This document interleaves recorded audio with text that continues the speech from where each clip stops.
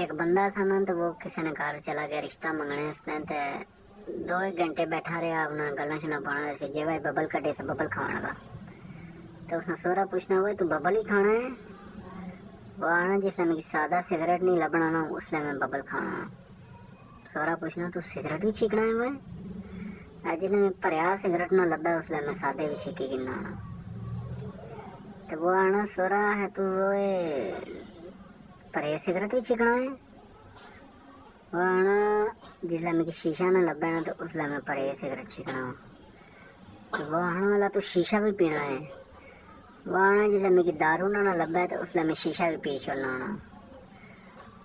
ते वो आना ला, तो तू दारू ही पीना है? वो आना है, मिगी जेरा की आदत पई सी है। तो वो आना, तू जेरा भी रही है भाई?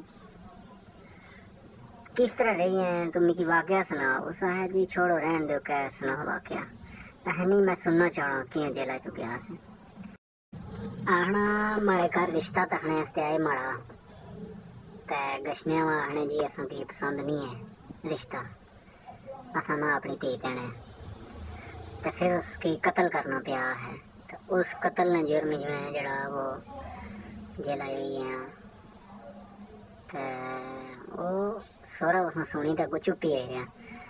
मैं चुप क्यों आई जो बाबू नू कि जो तो रिश्ते ने बारे क्या सोचा वे देसो कि नहीं देने।